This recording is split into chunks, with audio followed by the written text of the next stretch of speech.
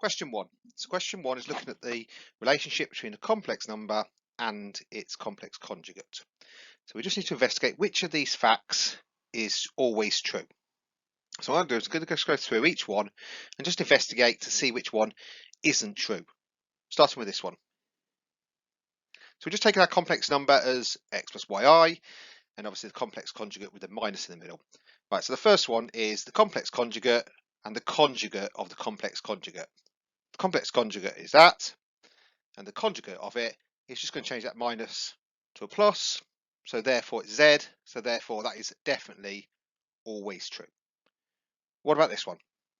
So we've got the complex number times its complex conjugate. So if I multiply those out, I'm going to get x squared plus y squared, and x squared plus y squared is exactly the same as if I found the magnitude of a complex number, or the modulus of it, get exactly the same, so therefore that is always true. So let's look at the third one then. So the third one, if I've got minus z, and I do the complex conjugate of it, so I do that, so there's the negative complex number. Complex conjugate of it is going to be minus x plus yi. Now if you look at the other one is the negative version of the complex conjugate. So that's the negative version of x minus yi, and that one is exactly the same. So therefore that one's always true. So therefore we do know the answer is going to be this last one. Let's just investigate it to make sure. So I've got a complex number minus its complex conjugate. Now if I do that, I'm going to get x minus x is going to go, yi minus minus yi is going to get you 2yi. If I look at this one, do the same idea. This time I've got the complex conjugate first, minus the complex number. Looks very similar, but you'll notice the difference is get minus 2yi. So therefore, that is not true, unless, of course, you have a situation where y is equal to 0. Okay, so that's question 1 done. So just 1 mark for noticing that last one is the correct answer. So question 2. So question 2 is expecting you to find the asymptote. And what I'm noticing is that you're going to have an oblique asymptote here. And so they give you some options of whereabouts that oblique asymptote is. Now we know if we need to find the oblique asymptote, it's because an oblique asymptote occurs because the order of the numerator is bigger than the order of the denominator. So what we need to look at is trying to rewrite it using partial fractions. And in this one, because it's an x squared on the top and x on the bottom, it's going to be ax plus b plus c over x minus 1. Now I can use my skills to work out what the a, b and the c are. So I can do something along those lines, multiplying through by x minus 1. And then just using some key facts, x equals 1, so cancel out these two, get you a c value of a. Using x equals 0 would help you get your b equals a, because it's going to cancel out that bit. And you already know what c equals, so therefore you can rearrange and get b equaling a. And then finally, you could do any other number you like. It doesn't matter which one you choose. X equals 2, for example. Substitute that in. But because we already know b and c, we can also work out a, which is a equals a.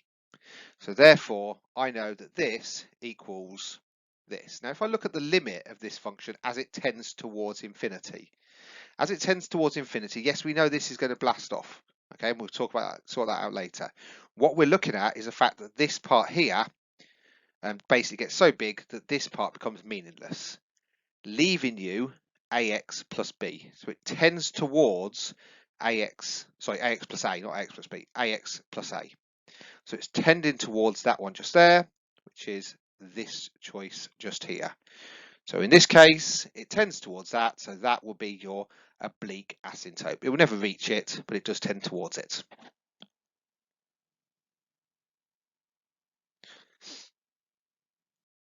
So for question 3, you're supposed to find the set of solutions for one of these given inequalities. Now what's interesting about this one is the fact that they give you the set of solutions and expect you to spot which of these inequalities is actually the right one. So the first thing we want to do is just investigate what the graph looks like for the modulus of x squared minus 1.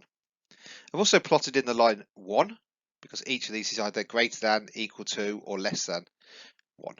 So I'll plot that line just there, noticing that if it equals 1, it has a solution there at 1. So which of these is the most appropriate? Now, if I think about what this set is now, from minus root 2, which is there, all the way to 0, but not including 0, and then not just to past 0, all the way to root 2. So we are looking at this part of the graph just here. Importantly, it doesn't want the value of 0. 0 is not included in this set. So therefore, we don't want to pick any of these equal ones, so we can ignore those straight away. It's a choice between those two, and as we can see, it is below the number 1. So therefore, that is the correct answer. So 1 mark if you choose that solution. So question 4 is all about your summation skills. So the first thing I'm going to do is just look at this part of the summation and expand that out. So we know that we can write this function here as 3 lots of the sum of r minus k lots of the sum of 1. Now the sum of r and the sum of 1, we know we can write down the sum of r as a half k plus 1, noticing it goes up to k and up to k there. In this one, noticing that the sum of 1 to k, if it's just number 1, it goes to k. Don't get mixed up by the fact they've got this extra k outside. It's unusual, but it's not anything different to what you should be used to. So we've got that part just there. Now it's just a case of trying to expand and simplify that. So I expand it, simplify it, end up with that quadratic equation just there. Now let's notice the fact that we need this to equal 90. So if I'm looking at this equals 90, that means that that function there must equal 90. And then what I can do is just stick it straight in your calculator. You can put in your calculator with the coefficients of half, 3 over 2, and minus 90, and out will come k equals 12. Okay, so the solution to that for 3 marks. Did you manage to remove the summation signs and get the correct parts? 1 mark. Did you form a quadratic like that, equal to 90? And did you manage to actually solve it and get the correct answer? Yes, well done, 3 marks. Okay, so question 5 is making sure you understand about the hyperbolic function, the calculus of the hyperbolic function, but also knowing how to work out the arc length of a curve. So making sure that you've got the arc length formula, which is given to you in your formula books. It's worth just writing it down. You're not going to get any marks for that, but you'll probably get the marks for managing to work out what the dy over dx is and substituting it in. So in this case, y equals cos x. We know that when we differentiate y equals cos x, we always get sin x. If we differentiate sin x, we always get cos x. There is no change of sign for hyperbolics. So it's just cos goes to sin goes to cos. Right, so I'll make sure I substitute that in just there. That's probably going to get me at least 1 mark. Okay. Noticing the limits are actually the same, a and b, so I don't need to worry about those. Right, so let's just try sorting this out. 1 plus sin squared, and 1 plus sin squared using the hyperbolic identity goes to cos squared. The square root of cos squared is just going to go to cos, and the integration of cos is just going to be sin. Now substitute the numbers in, sin b minus sin a, and there we go, got the result we're expecting. So where'd you get the 4 marks from? Substituting the derivative correctly in, 1 mark, like I said. Using the hyperbolic function, 1 mark. Being able to integrate cos correctly, 1 mark, and then making sure you got the limits in and having that rigorous argument. So be very neat and clear on your working, and always make sure that you are just saying what you're actually working out. So in this case, I get arc length. I didn't lose any marks if I missed it out, but sometimes you do. So be very clear what you're working out. Arc length equals sin b minus sin a, final mark. So question 6 is all about Argand diagrams and being able to plot these two things down. So we've got the modulus function equal in A. So hopefully you've spotted this is a circle with a centre 2, 5. And this bit here is talking about argument equals pi over 4. So this is a half line at an angle of pi over 4 or at 45 degrees. I want to prove A equals 3 root 2 over 2. Okay, so I'll come back to that later. Let's just have a think how to draw these down.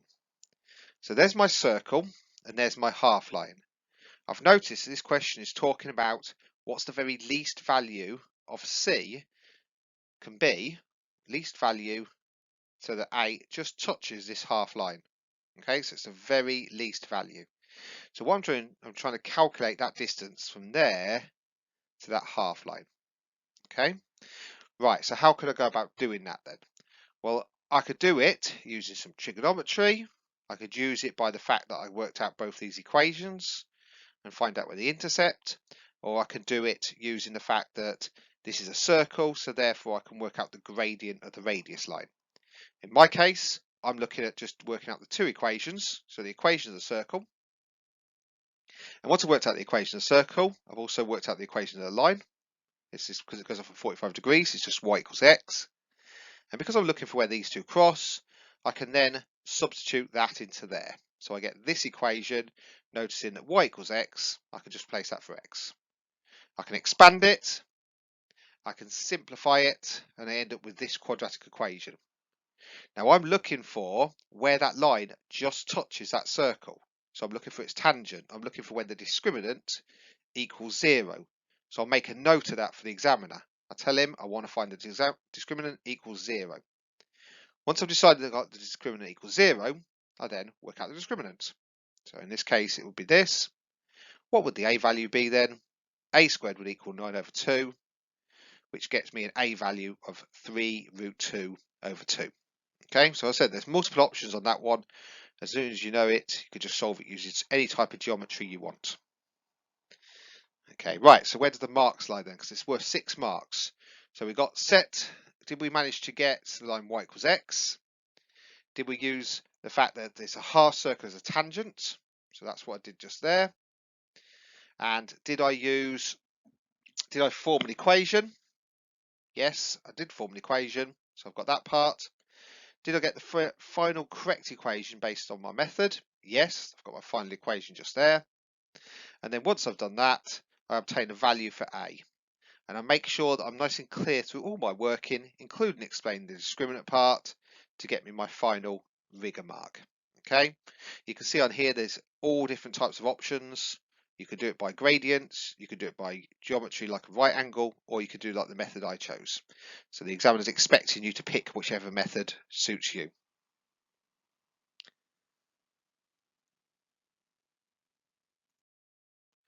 So question 7 is looking at having a set of vectors, and they're asking you to work out the area of a triangle. So because you're looking at area of a triangle and you're looking at vectors, you should make sure that you write down the correct formula, which is half of the modulus of A crossed with B. So it's the vector product and then magnitude of a half. And when you use this formula, you should, let's get the pen working, make sure that your A and your B are these two vectors just here. So that would be your A, that would be your B. Now in this case, this is not your A and B, so be very careful. If that's A from there, that would be your B, just there, and that would be your C. Okay, so that would be your A, B, and C. So I've got my A, B, and C. Now I can work out this formula. So starting with the A, that would be my A to my B, and that's my A to my C, noticing that this will be your angle between them. Right, you can work both of those out by doing that, take away that. Okay, so I've got those two. Just about this.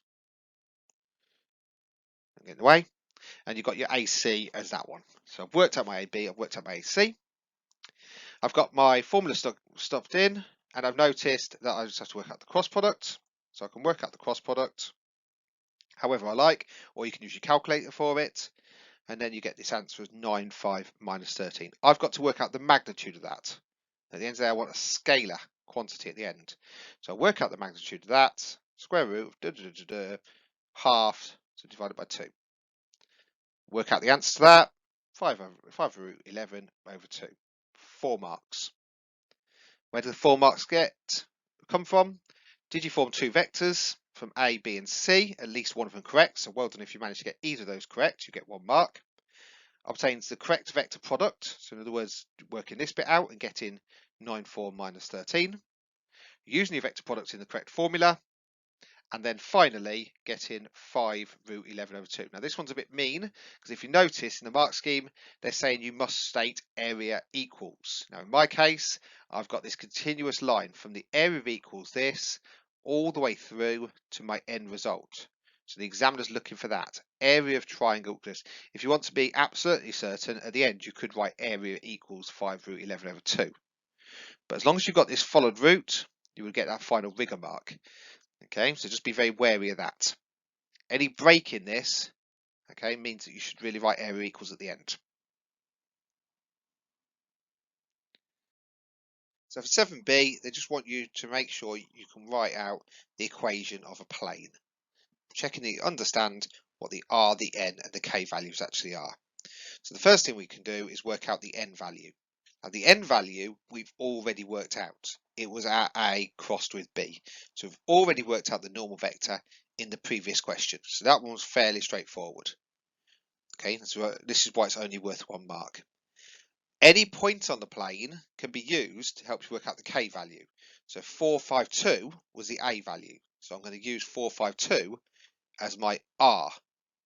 So r dot n equals k. That will be an example of my r. That will be an example of my n. So I can use that, do the scalar product to get a value of 35. Once I've got that, once I've got the n, I can then write out the equation of my plane. Remembering that r is the variable, so that stays as r. These two would be your constants that you've worked out. So your constant normal vector and your constant at the end. 1 mark for getting that far. The reason why it's only worth 1 mark, because at the end of the day, you're only doing the scalar product. That's where that 1 mark comes from. So 7c is worth 1 mark. Now this one could take a lot more work. It's also a quick and easy way of doing it as well. So I'll show you that in a second. So one option you could have is like you would have learnt in year 1. That's without using the scalar product, sorry, the vector product. So we've got the line from the origin to the closest point. Now the closest point on the plane will be along its normal vector. Okay, so it would be a line r equals a, but because the origin it goes through 0, 0, 0, plus lambda lots of the normal vector. So it's got no a value because it starts at the origin. So that's the equation of line going from the origin to the plane. That's the closest distance somewhere along that line. The question is, what value of lambda is it going to be to get you there? Right, we also know that the intersection of the line and the plane, I could substitute that into my plane equation that I just had. There's my plane equation. I could substitute that into here. So there we go. There's my line that I know somewhere along there is going to hit the plane at the closest point.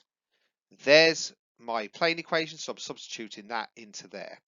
I can work this out to get my lambda value. Lambda equals 35 over 9 squared. I just work it out what those two are dotted together. You can see that 9 squared, 5 squared, 13 squared. Okay, because the minus and the minus cancel out. Take that over that side. Lambda equals 35 over that. If I then put lambda into this, I can work out the closest point. That's how I'd get onto r. I would travel that much of that. So if I want to work out the distance, I would just find the magnitude of this one here and times it by 35 over 9 squared. Now the reason why I haven't simplified this down is because if you look, these two will cancel down and make it a little bit easier to work out. Okay, but if you type that in your calculator, the value of 7 root 11 over 11 will come out. And as long as you've got this value, you get that 1 mark. So a lot of work for 1 mark. Okay, but let's have a look at the reason why the examiners only want it for 1 mark. So the reason they want it for 1 mark is because they could look at this sort of method. This is my origin just here. That's a point on the plane. I know that's at a value 452. This is my line that goes through the origin, right, and it's the closest distance. So this would be a right angle just here. So if I work this out, the closest distance is going to be from the origin to that point just there. I'll call that x. So if I use some basic trigonometry, using my skills from my Pythagoras and my trig skills, I could do adjacent over hypotenuse is equal to cos theta. So cos theta equals a over h. If I know that, I can work out also that cos theta is in the scalar product. And for the scalar product, I would have a dotted with b equals mag a mag b cos theta. So I know that cos theta equals a dotted with b all over mag a mag b. So these two are the same. They equal the same cos theta. Okay, so if I set those two equal to each other, these two bits will cancel out, leaving you x equals 35 over the root of 9 squared plus 5 squared plus 13 squared, which is the same answer as I just got. Okay, but this formula here, if you notice, the 35 is the same as the k value we worked out in the previous question, and this value here is just the magnitude of the normal vector. So the examiner for 1 mark is expecting you to know this formula just here. If you want the closest distance, you could just do the k value of the plane divided by the magnitude of the normal vector. And that is always true if it goes through the origin. Okay, that's the distance in the origin. That's why it's worth only 1 mark, because some students will just literally write that down and it's 35 divided by that, done. Okay, it's worth spending the time doing it though if you've got the time in the exam to make sure you guarantee that 1 mark. Okay, so what if you got that? Okay, so question 8 is about your conic sections and making sure that you understand what a parabola is. So a parabola is a bit like the x squared parabola, but in this case, because it's y squared, it's on its side like that. Now, normally it crosses at 0, 0. In fact, this one does cross at 0, 0, but P2 is P1 translated by the vector B0. Okay, so if I think about what that means as a translation, it means that the x value goes to x minus b and the y value doesn't change.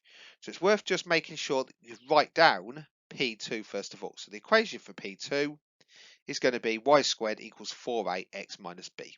Okay, good chance that's here one mark. The line y equals mx is a tangent to that. So it comes up and it just touches that curve just there. Now this is similar to the circle and the line equation we just did a little while ago. Okay, on a previous question. So I'm thinking that this line just touches my curve, and I want to find out what the m value is. So I could do that, same idea as before. Substitute that one in. Okay, so I know they're going to touch at this point just here, or they're going to cross. So I can substitute that in, I can expand it, I want to rearrange it, I want to try getting a quadratic equation. And there we go, I've got a quadratic equation, I've got an x squared, an x and a number. Not very pleasant numbers, but that's okay. Let me just see if I can still work them out. So the tangent is when the discriminant equals 0. I'm writing it down for the benefit of the examiner. So therefore, substitute my b value in, and my a and my c. So I've substituted all that in. I can do a bit of rearranging. A equals m squared b, so therefore my m is plus or minus the square root of a over b. Okay, so very similar technique to what we did before. Right, see where the 4 marks lie. So I've got 1 mark for that part. All right, mark scheme came a bit late there, so 1 mark for getting P2. I've got combined the equation into a quadratic equation, so getting the 2nd mark, just there. Set the discriminant equals 0, making sure that I'm done it, just there, but I've also wrote about it just here. And then finally create that rigorous argument. So they could say if you didn't write down about the tangent equaling 0, you might lose a mark for rigor. So just be very wary of what you write down. Okay, so 4 marks. Okay, so question 8b. Let's have a quick look through the question.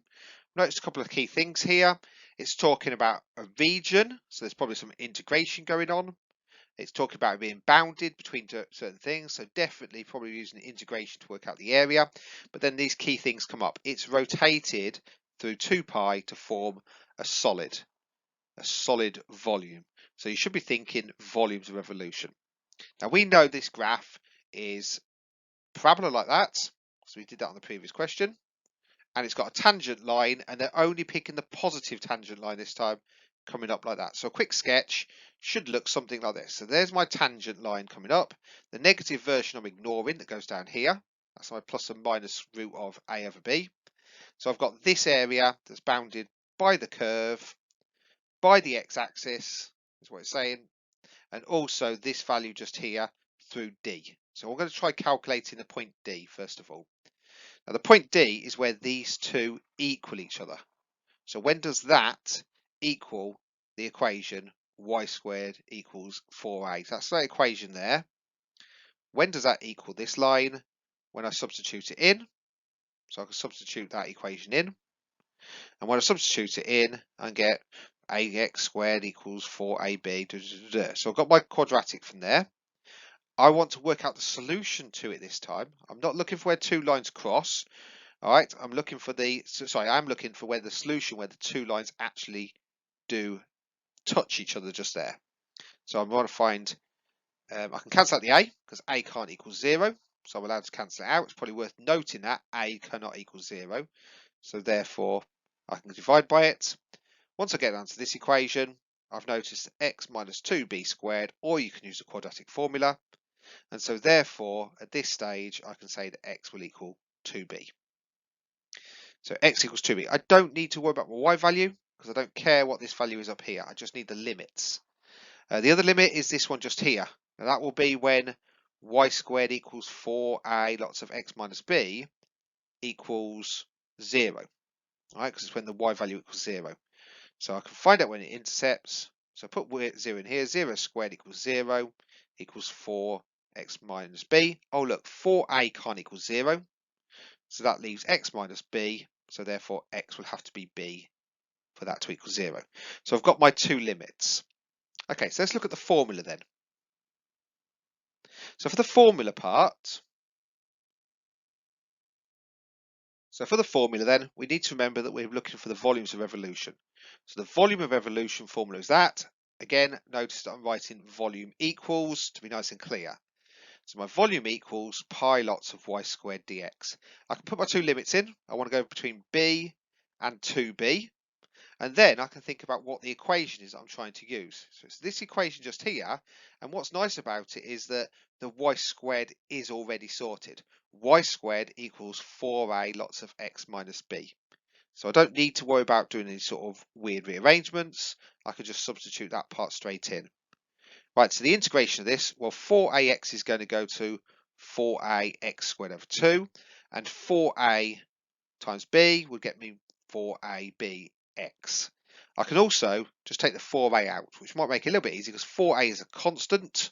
I'm allowed to take out. Remember, you're not allowed to take x's out, but you can take out the 4a or anything that has x as part of it. So I've got that, 4a taken out, the pi taken out, leaving me x minus b to be integrated. So x squared over 2 minus bx. I can now substitute both of these in.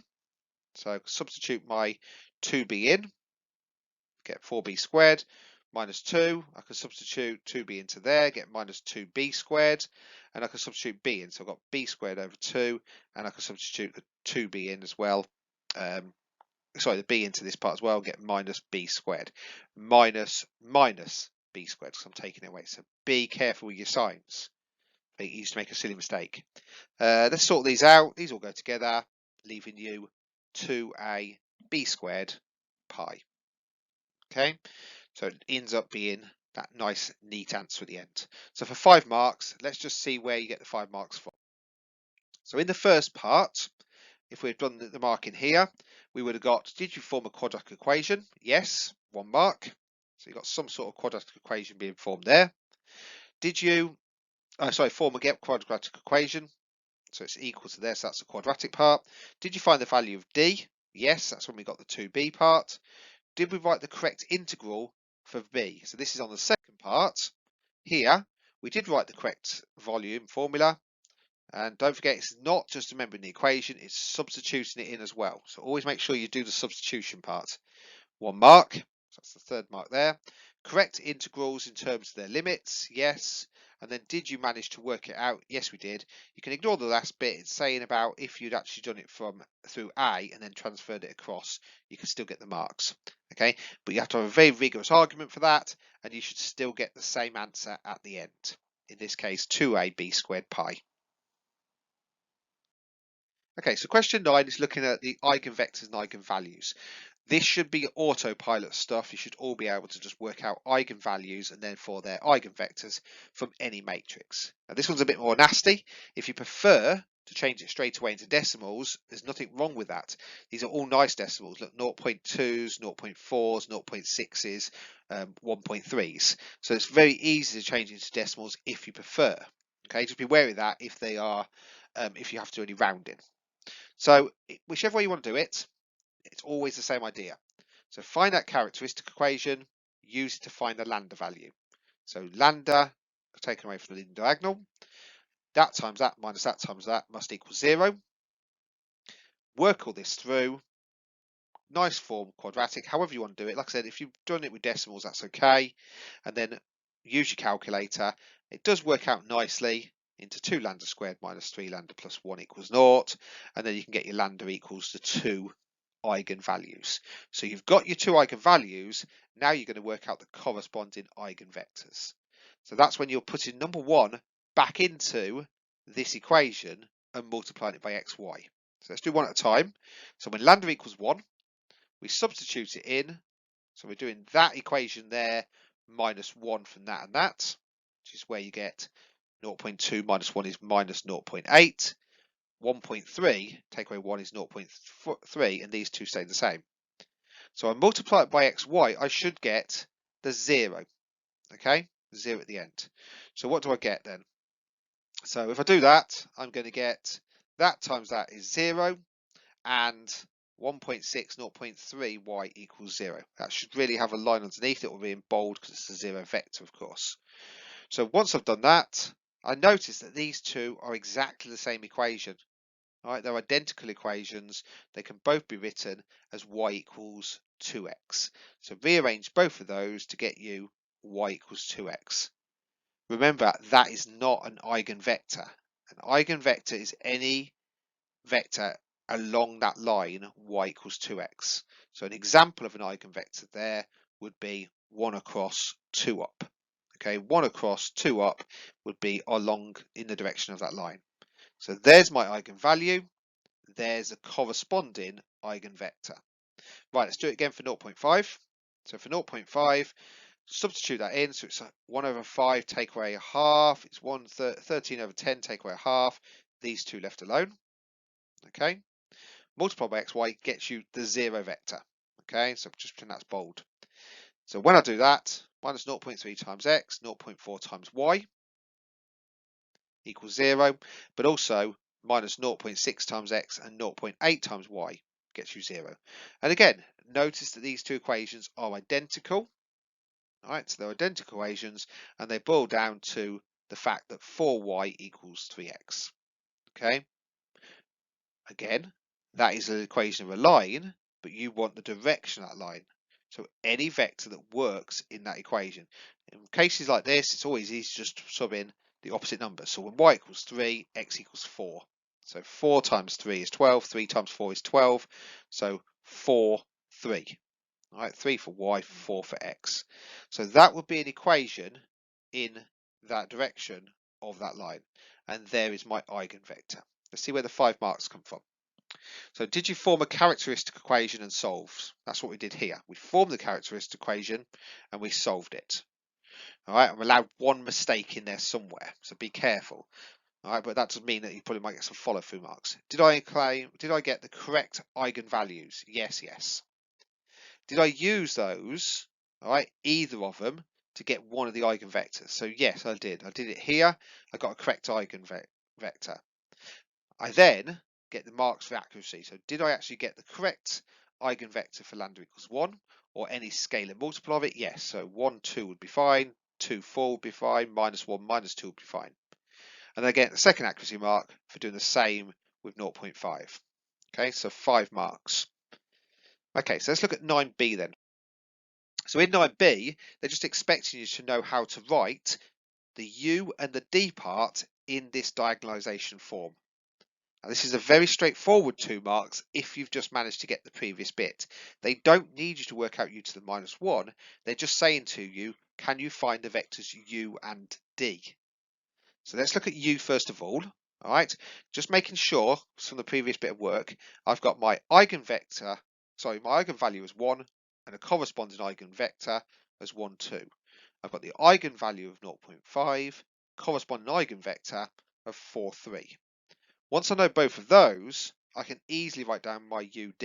I just need to make sure I get the order correct. So for U, I'm going to do that one and then that one. That means for D, I need to do that one, then that one. Same order. Notice the D stands for diagonal. get your eigenvalues down the diagonal, zeros everywhere else. There we go. Done that. Save it. 2 marks. All right. Don't want to save it then. So find the correct answer is U, 1 mark, and then find your correct value of D, 1 mark. 2 fairly straightforward marks if you've done the previous work. There you go. Okay, so 9C is a little bit more unusual, but it's talking about this relationship of MN. Now, the moment you see MN, forget about all the other stuff that goes on. The moment you see MN, and they've just given you that previous hint of the diagonalization form, the first thing you should write down is this relationship now. So we've got U, we can write down U to the minus 1. You may have done that earlier on by mistake. It doesn't matter. You still get the marks for it now. So the U to the minus 1 is going to be, swap those over, change those sign. Don't forget to divide by your determinant. Okay, so nice straightforward U to the minus 1. Now the reason why we need that is because we need to write the form of m to the n.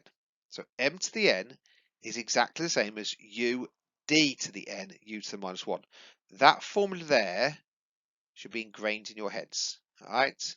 The moment you see m to the n, you know they're talking about the diagonalization form. They even gave you that hint in the previous question. Right, I can fill some of these in, can't I? I know what u equals, it's that. I know what d equals, it was 1, 0, 0, half.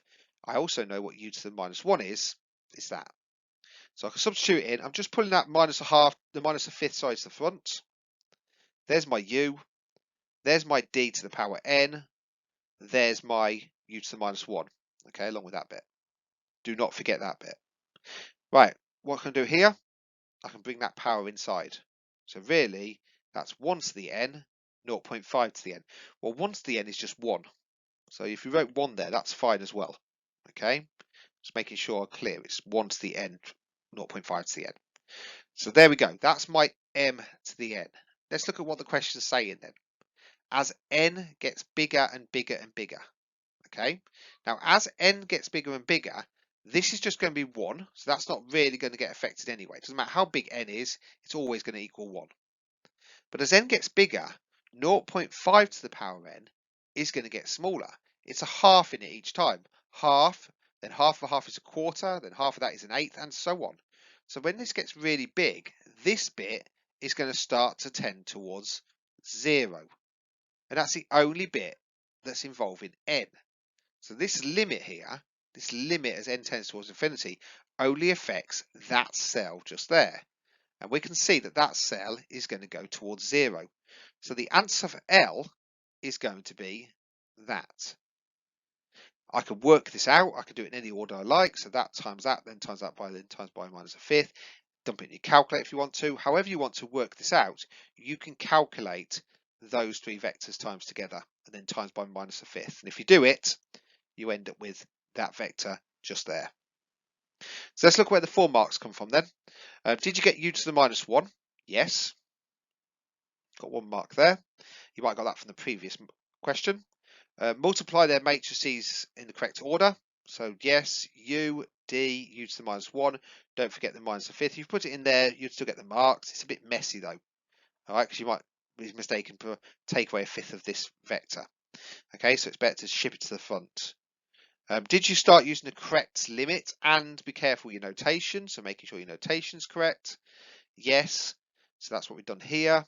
We've made sure that that d to the n is taken inside, so I can see that. So I'm definitely getting my 2nd mark.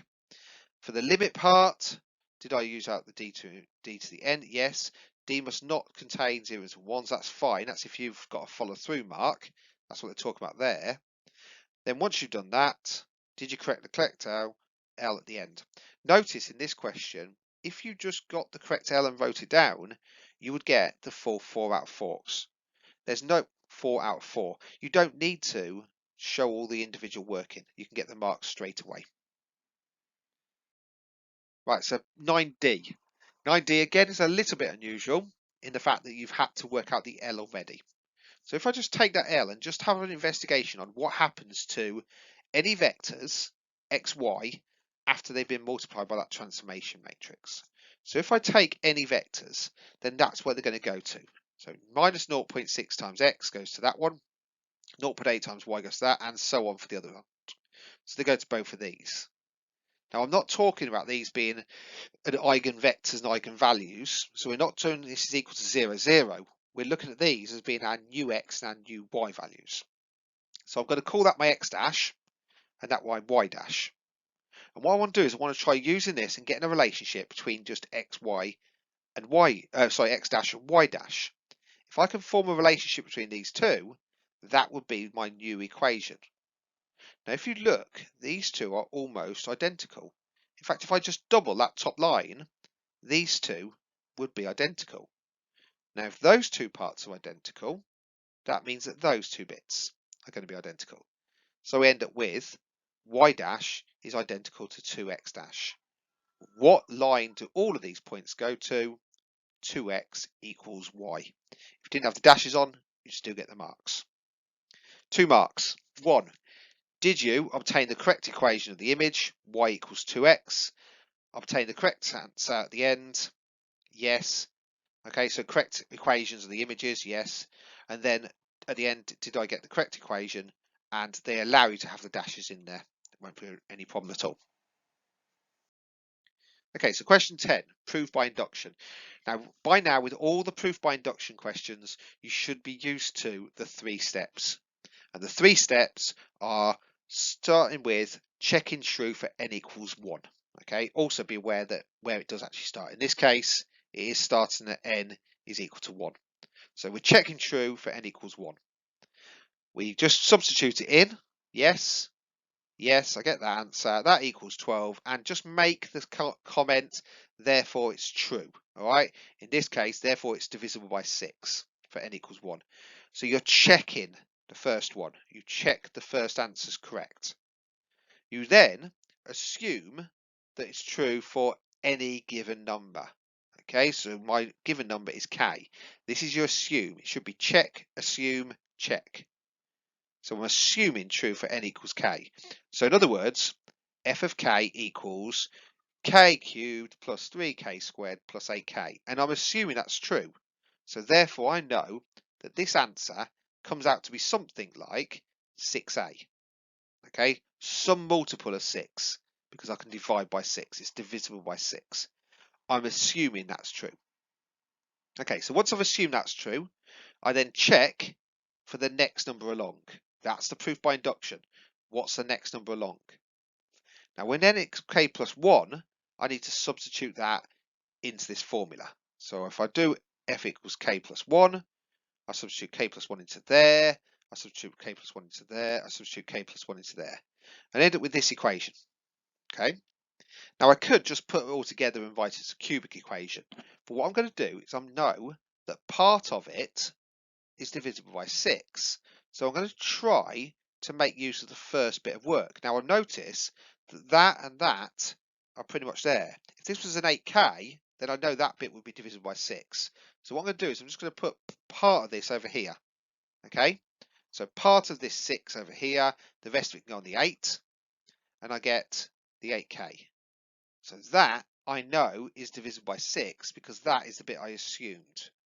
I also know that 12 is divisible by 6 because 12 is just 2 lots of 6. So that bit, the 1, the 3 and the 8 makes 12. That bit and that bit I can definitely argue is divisible by 6. This bit is not so easy. 3k squared plus 9k, how do you argue that that's divisible by 6?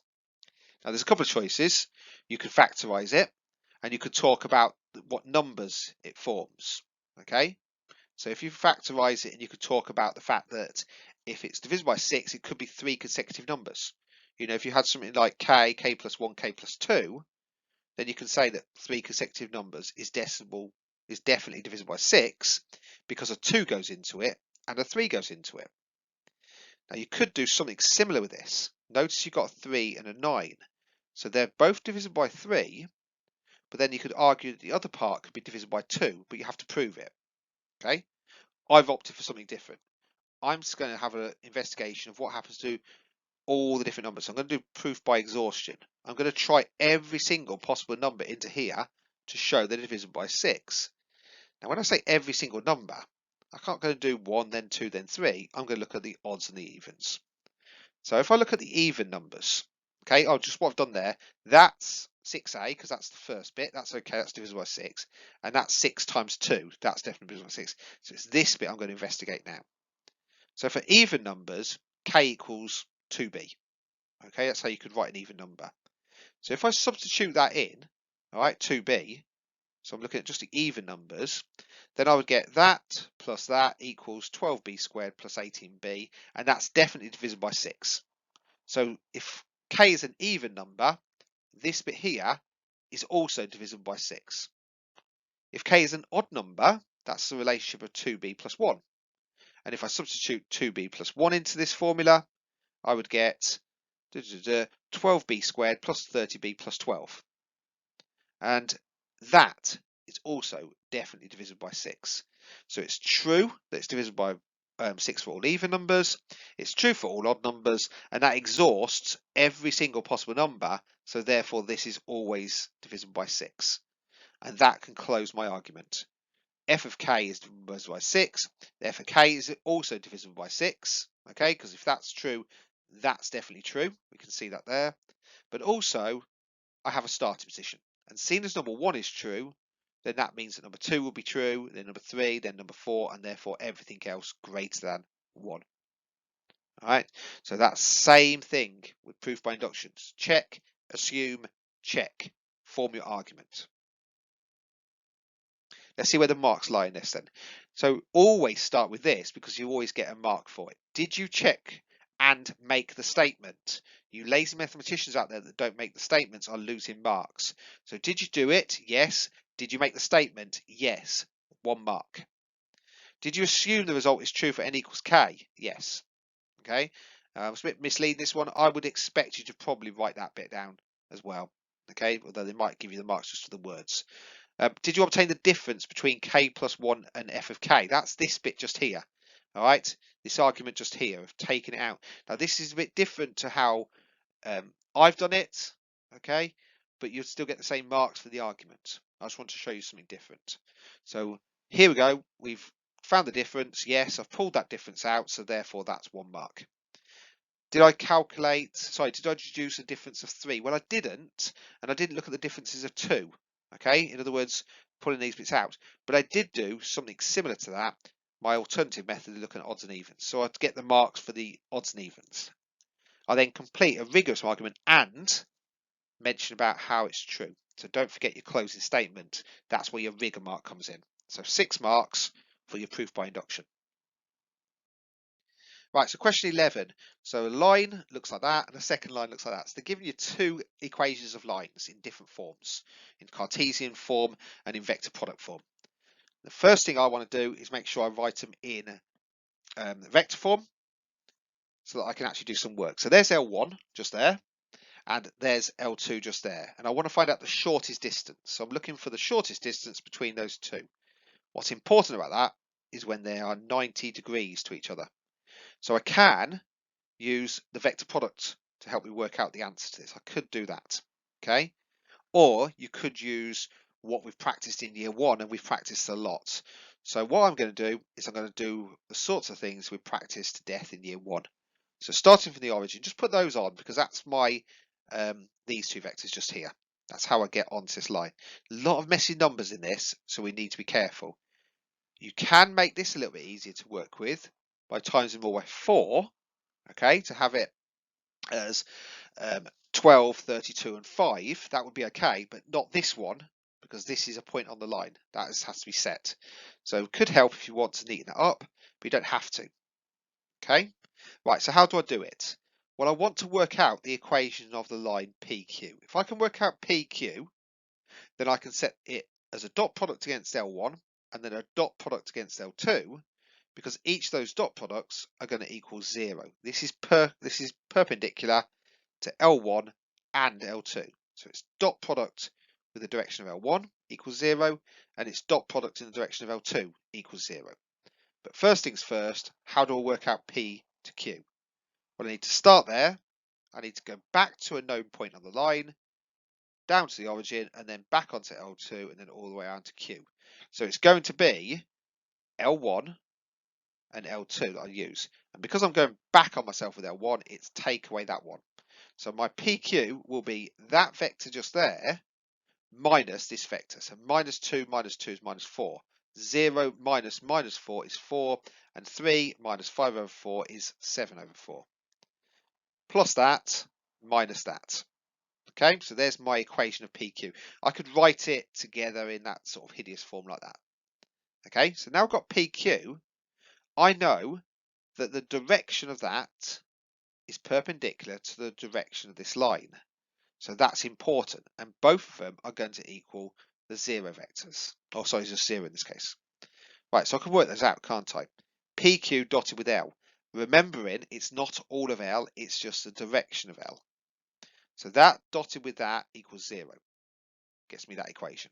Okay, you can do the maths, you can do it all multiplied out. That's what you'd get to at the end. You can do it on your calculator if you need to. Not very pleasant, I know, but it does work. Do the same for PQ times by 213.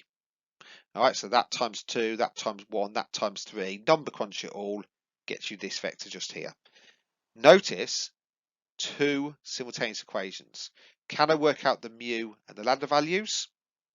Roughly speaking, they're going to equal these. There are some hideous fractions, but because the exam question asks for it as 3 decimal places, there's nothing wrong with you working it as a 4. Okay, so once I've got my lambda and mu, I can then put them back into PQ and actually work out what PQ actually is. Okay, but because I want the shortest distance, okay, not the vector from P to Q, I want the shortest distance, I can also work out the magnitude of it.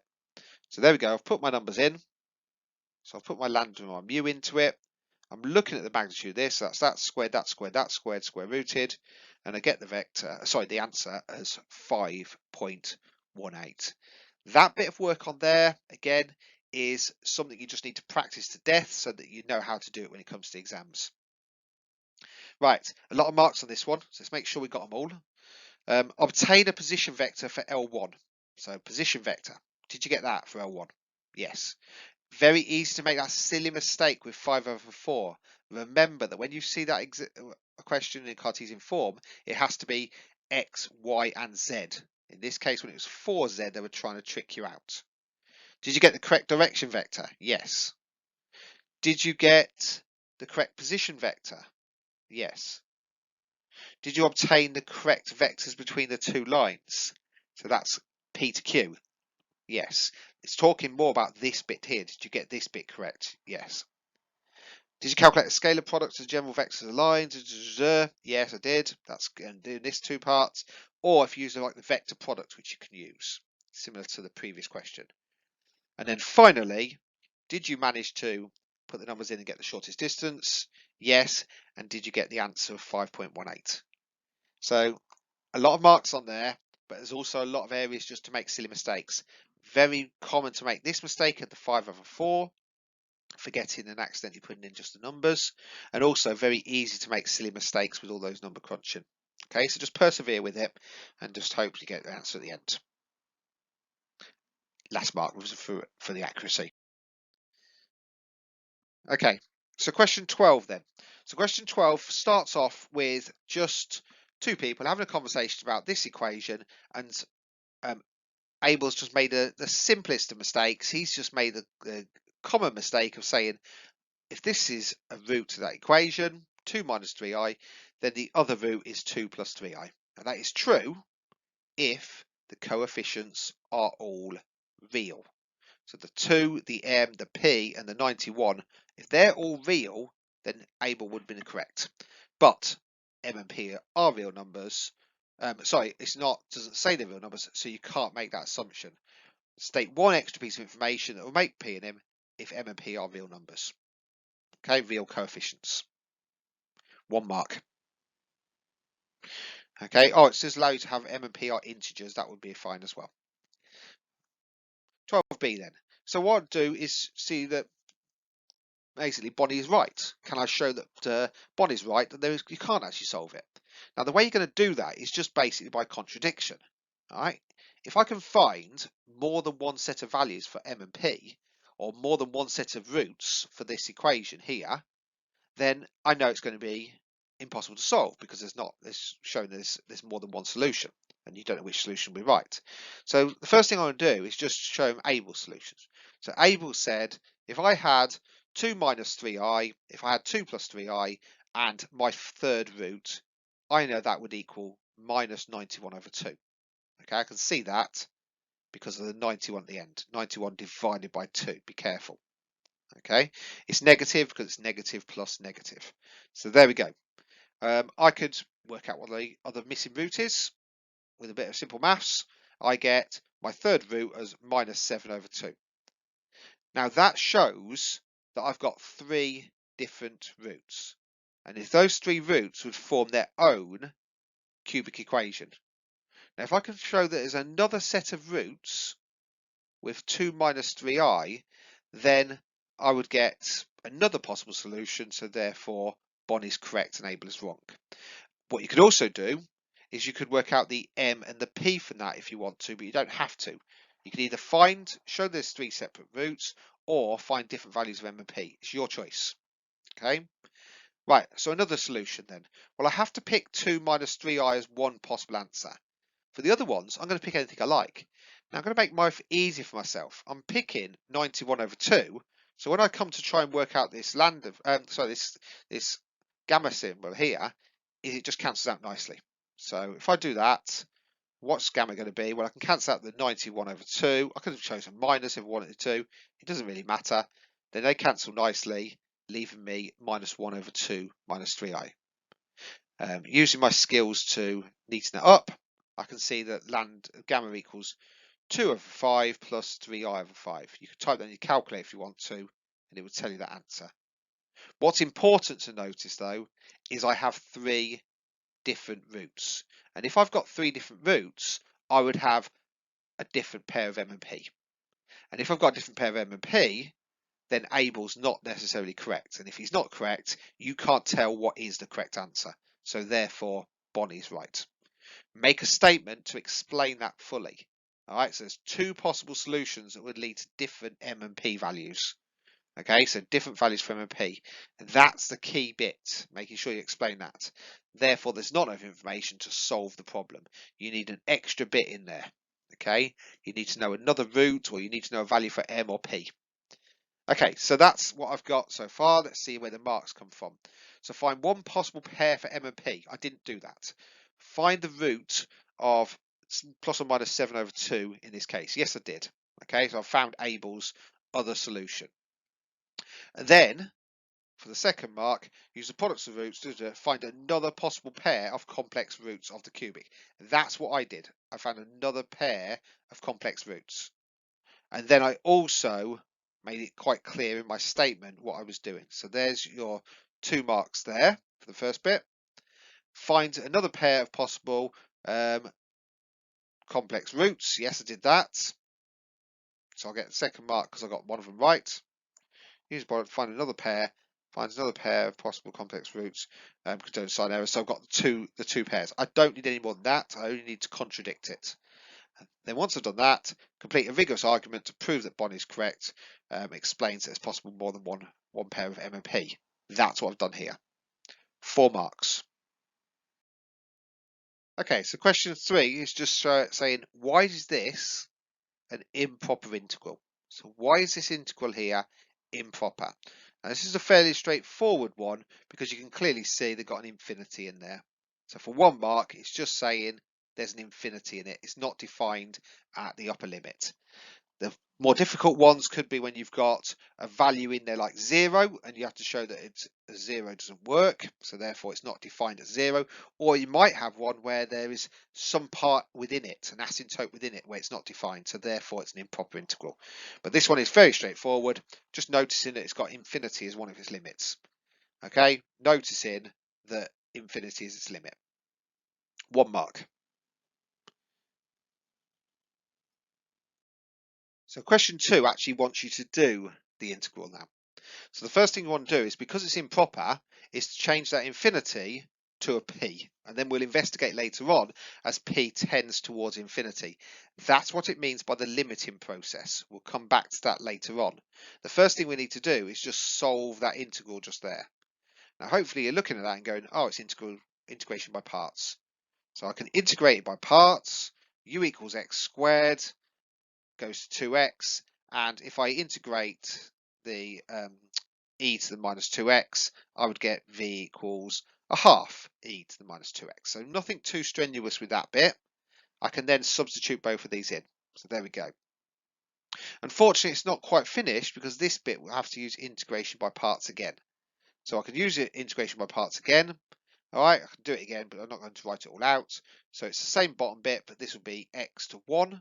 So therefore it goes to that plus a half of this bit. Oh, I've got another integral to do, but at least now I can work out this part fairly easily. So I can pull those together because I've got the shared limits. So it's that minus the answer to this. Okay, so that, because that's going to go to minus a quarter. So there we go.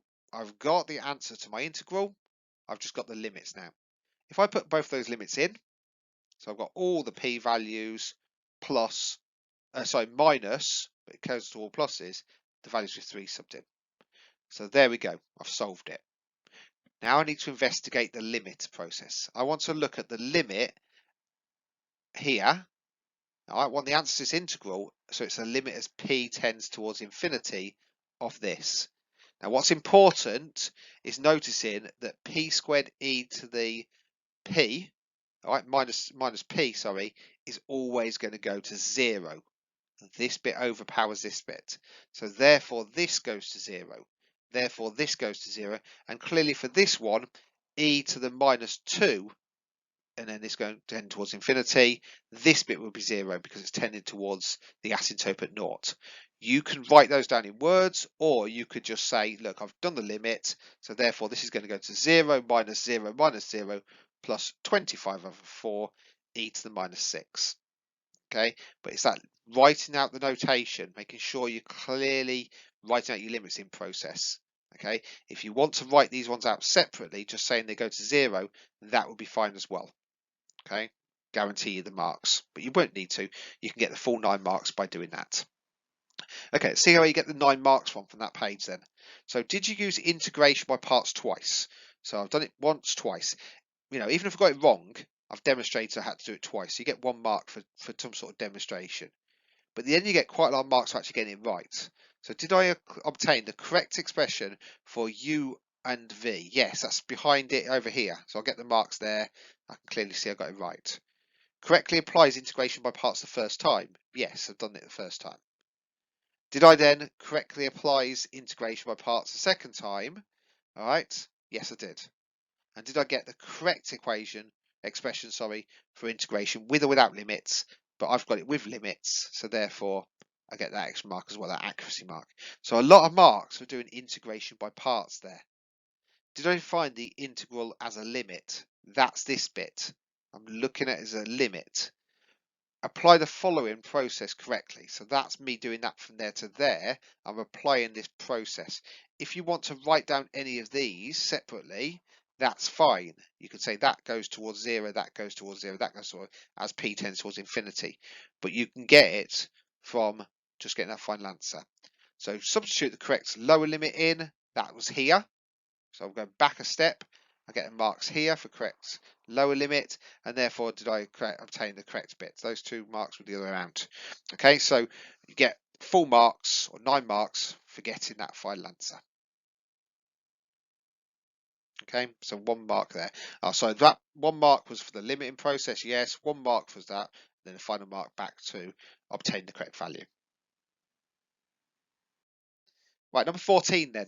So number 14 is expecting you to use, well, it clearly says it, a method of differences. Now, if you're going to use a method of differences, you should have a situation where you've got something take away something. Now, I haven't. I've just got this. And how do I get this to get into a situation where you've got one fraction minus another? Well, you should be thinking using partial fractions. So I know I could write this as a over r plus 1, b over r plus 3. They are not going to tell you to do it. You should be thinking about it straight away. Right, using your skills of integration, by finding partial fractions. So times in by that gets you this. substituting in any values, get your A and your B values. Okay, so I trust you'll be able to do that. Substitute those back in, gets me those two answers. And notice now I've got these difference of two bits, that take away that. And they are quite similar, just this one's 4 more than that one, that's all. Okay, right. So I've got that solution. Let me just write it out then. So there we go, I've written it out there. And what I want to do is I want to just go through and just try each of the numbers. So I substitute number 1 in, I substitute number 2 in, I substitute number 3 in, and so on. And I get this. Number 1 subbed in. So 1 over 2 lots of 1 plus 2 is a quarter. 1 over 2 lots of 1 plus 6 is 1 over 8. I don't work them out any more than that. I certainly don't work them out as one take away the other. I leave it like that. I then put the number 2 into it. So 2 times 2 is 4 plus next 2 is 6. 2 times 2 is 4 plus next 6 is 10. Write it out. I do it a third time. I get 1/8 when I put number 3 into it. I get 12 when I put 3 into there. I've noticed I've got plus an eighth. I've got minus an eighth. Those two will cancel each other out. Next time I'm going to get plus a tenth minus something else, minus a 14th. Oh look, the tenths will cancel out. Then I'll get a 12 cancel out. So all of these bits will start to cancel, and then from there it will start to cancel. So now I've spotted that, let's go to the end. What happens to 2 before the end? Now it finishes at n. So I'm going to do n minus 2. So 2 lots of n minus 2. Okay, so 2 lots of n minus 2 would be 2n minus 4, plus 2 would be 2n minus 2. 2n minus 2 would be, n minus 2 would be 2n minus 4, plus 6 is 2n plus 2. Okay. Try subbing n minus 1 into it, the one before the end. So 2 lots of n minus 1 would be 2n minus 2. Cancel with that, gets you 2n. 2n minus 2 plus 6 gets you 2n plus 4. And then finally, the last term is when you put n into it. So 2n plus 2 and 2n plus 6. There we go. And what I've noticed is that bit there cancels with that bit there. Plus that, minus that. That would be the same with that one, which will go from there, and that one, which will go from there, and so on. These two bits, though, won't get cancelled. So I'm left with the quarter, the sixth, because there's nothing to cancel those. I'm left with that bit and that bit because there's nothing to cancel those. So that is what I need to write down. So those cancel out. That means that will cancel out with something underneath. That will cancel out with something else. These two will cancel out, but before that, that will cancel, and then finally those two will cancel. So I'm left with just these bits here. I can write those down. That's my Sn. Okay. Once I've done that, now what I can do is just put this together. So sticking your fraction together, it's like the opposite way around of doing that. I've got a 12, I've got 1 over 12 there, or sorry, 5 over 12 there, so I've got that bit sorted. These two bits here, I'm going to try getting a common denominator. So I need to times everything by 12 lots of 2m plus 4, 2m plus 6 to simplify it out. So if I do that, I get that. Simplify my numerator. Okay, so I'm simplifying that. Notice the first thing I did is just divide everything by 4. I've noticed that 2's common in there, 2's common in there, 2's common in there, and 2's common in there. 2's common in 12, which goes to 6, and 2's common in there, so it goes there. And that cancels with the 2 that was common there and the 2 that was common there. So I've just made life easy for myself by dividing everything by 4. Okay, I can't do any more because the 5 blocks it. But that's as good as it's going to get. Right, what I can do now, though, is I can work out that numerator. 5n squared plus 6, and so I end up with this answer.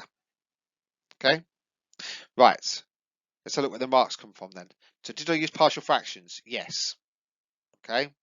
Did I correctly express as partial fractions? Yes. That's what I've done here. Okay. Use a method of differences showing at least the first 3 and the last 2, or vice versa. Term here means one fraction minus another fraction. So you must show it as one minus the other. But I've shown 3 fractions on top, 3 fractions at the end. So therefore I get that 1 mark. Correctly using the method of differences to reduce the equation into 4 terms. 1, 2, 3, 4. 1 mark. I correctly express it as a common denominator. There we go. So I'll put it as a common denominator. And then I fully work out the solution for the final mark. So 6 marks. Question 14b was unusual. It's not your standard sort of question. It looks like they're just trying to get you to play with some of the differences, but also understand what's going on. Show that when k is greater than 12 over 5, okay, so I'll come back to that later, the difference between these two. So the difference between those two will be your Sn minus your 5/12. Okay, so it's the difference between those two is less than 1 over k. So the difference between those two is less than 1 over k. Hopefully, will get me down to this answer. So let me write it down first. The difference between those two, okay, so there's the difference between those two. There's your 5 over 12 minus that. If you got these two the wrong way around, you'll be able to tell in a minute. Less than 1 over k. So there's the difference between my Sn and 5 over 12.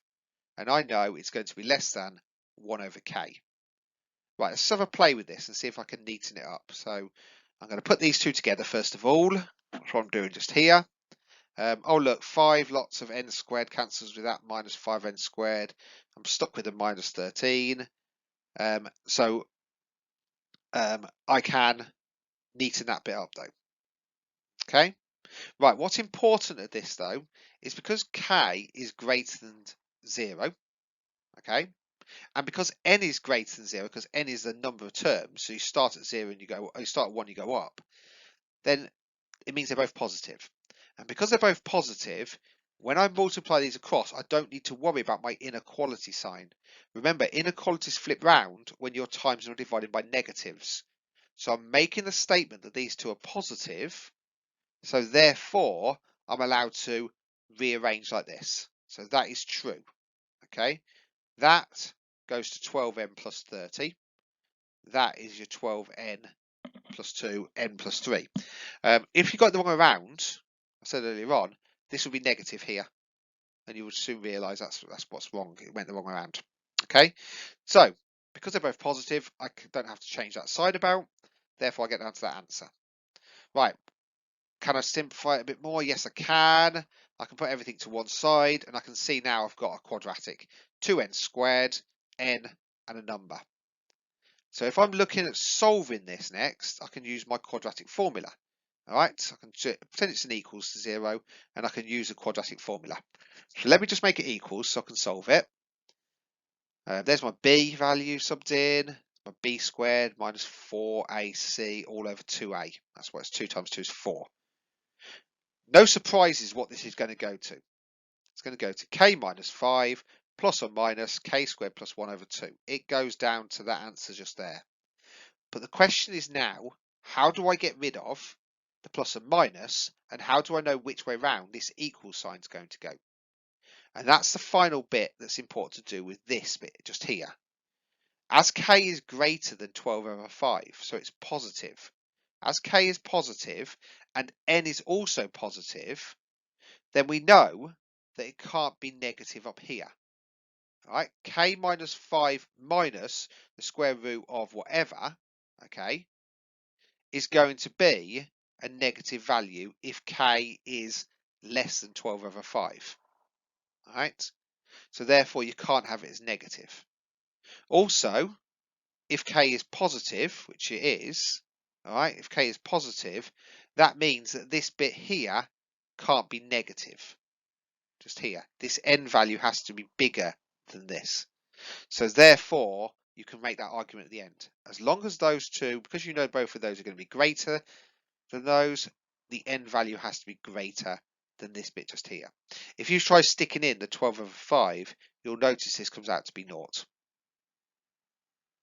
Okay, so what did you get? Where did you get the marks from? Did you notice what it was actually on about to start with?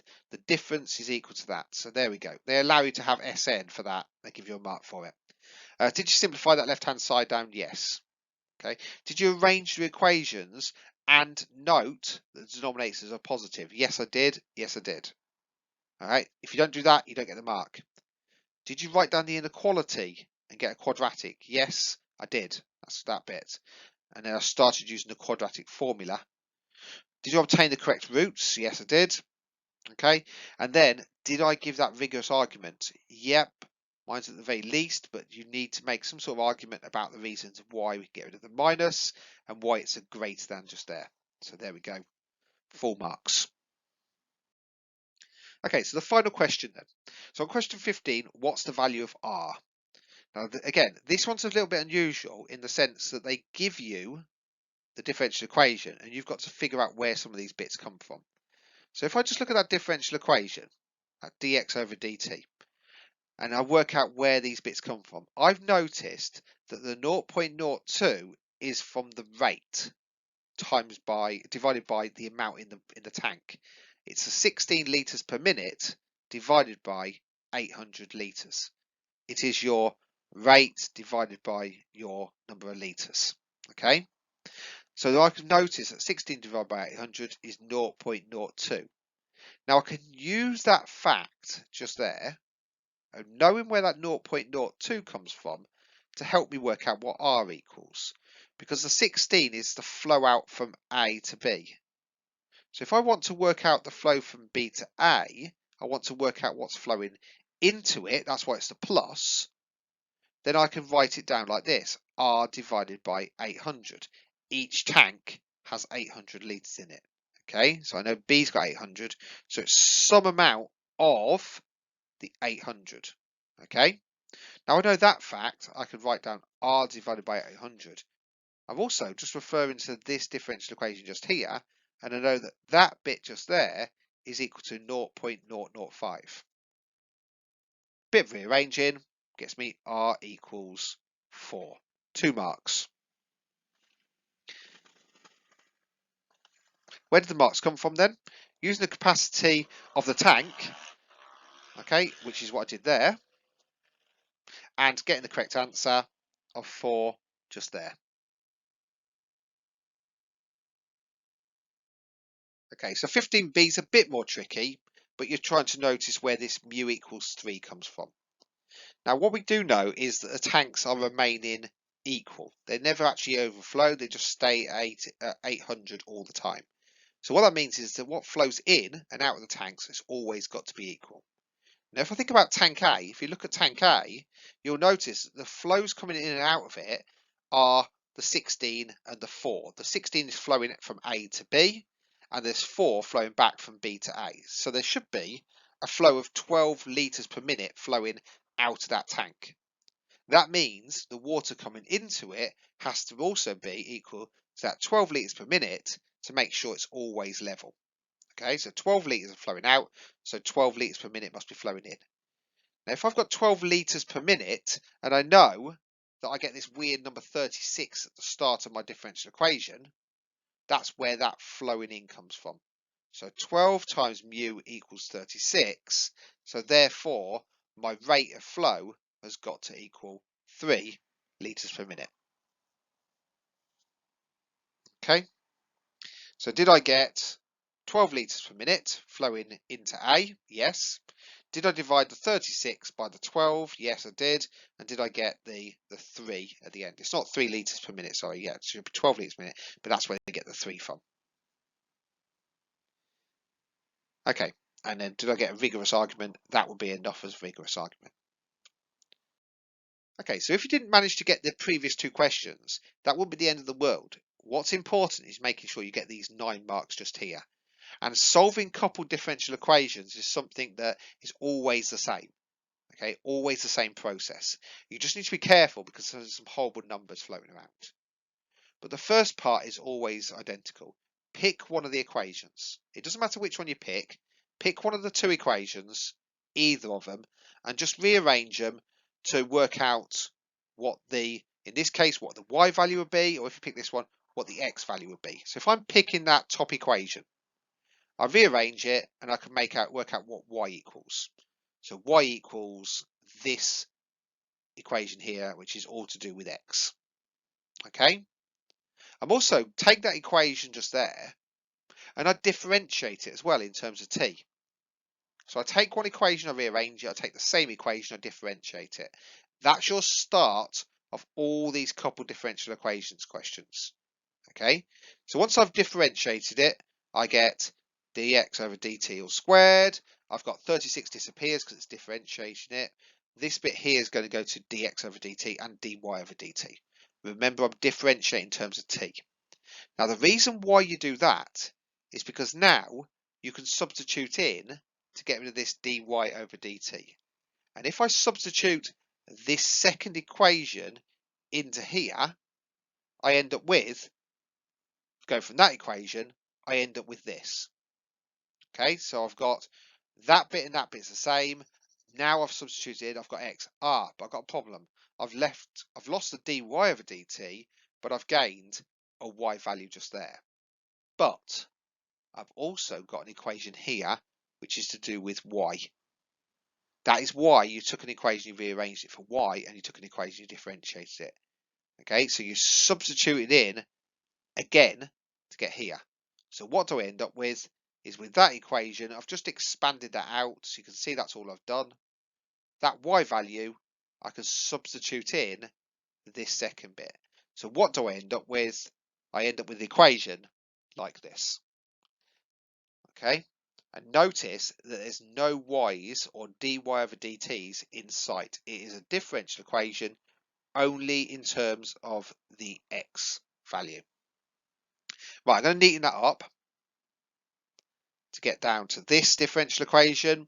Notice I've just times it by 100. You could times by whatever you like. You could leave it alone if you wanted to. I've just times it by 100 because it's made it a little bit neater. All right. You could have times it by 10,000 if you wanted to. You wouldn't have any decimals. Totally up to you. All right. I've done it for neatness and making sure it's easy to work with in a minute, but you don't have to. So I've got my differential equation. Now I'm going to try solving it. So there's my differential equation.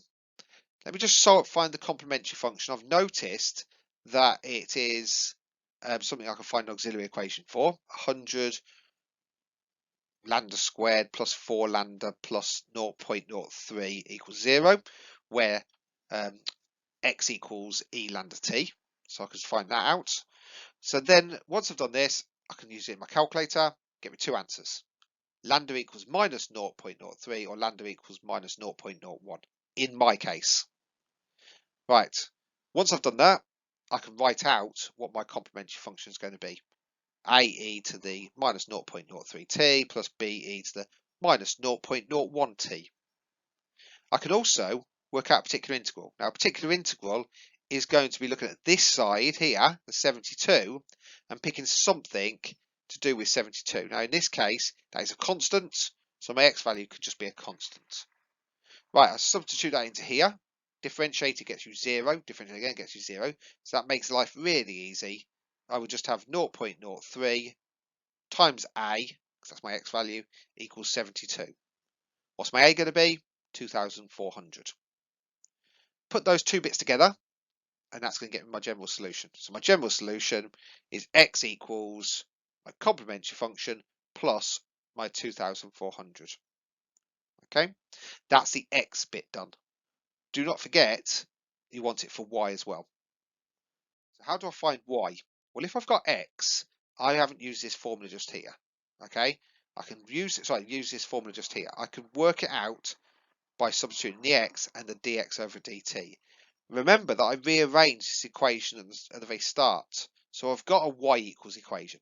It was this, y equals 200.